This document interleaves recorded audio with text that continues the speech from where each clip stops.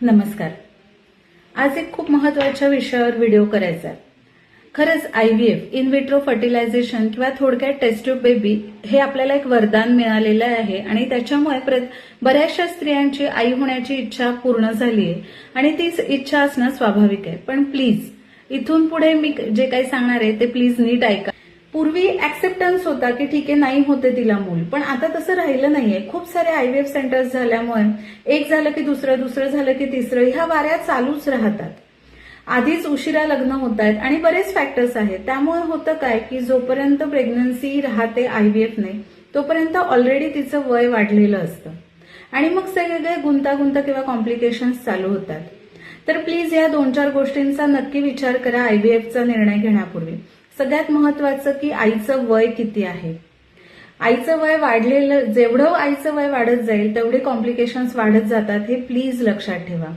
दुसरं, जर आईला ऑलरेडी डायबिटीज, ब्लड प्रेशर असे काही आजार असतील तर हे बाळंतपण अत्यंत जोखमीचं होतं. त्यामुळे खूप खूप विचार करून निर्णय घ्या.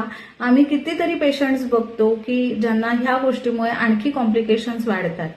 तिसरं म्हणजे खर्च हा फक्त IVFचा काउंट करू नका, कारण की हे बाळंतपण अत्यंत जोखमीचं असतं. पूर्ण 9 महिने तिला भरपूर इंजेक्शन, सोनोग्राफी, वेगवेगळी औषधं, बऱ्याच वेळा ऍडमिट करणं, ह्या सगळ्या गोष्टी कराव्या लागतात आणि तिला अर्थातच बेड रेस्ट असते आणि त्यामुळे ती पण वर्किंग नसते, तिचं इन्कम बंद झालेलं असतं. बऱ्याच वेळा अगदी कर्ज काढून IVF केलेलं असतं आणि मग आता ह्या उरलेल्या गोष्टींचं बाळंतपण कोणी करायचं. चौथी आणि महत्वाची गोष्ट, अशा डिलिव्हरीज बऱ्याच वेळा लवकर होतात, त्यामुळे बाळाची काचपेटी हा सुद्धा मुद्दा लक्षात घेतला पाहिजे.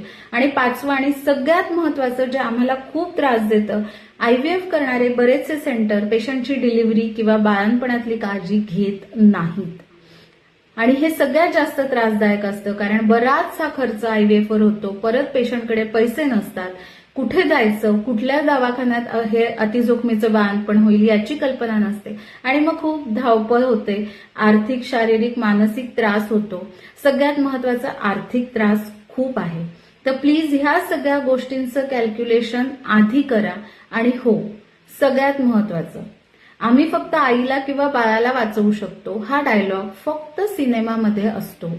प्रत्यक्षात आम्ही आईलाच वाचवतो. त्यामुळे गरज पडली, गुंतागुंत झाली तर बाळाचं अबॉर्शन किंवा खूप जास्त प्रीमॅच्युअर डिलिव्हरीचा निर्णय पण घेतला जाऊ शकतो. प्लीज आईला महत्व द्या, आईचा विचार करा आणि मगच IVF ठरवा. धन्यवाद.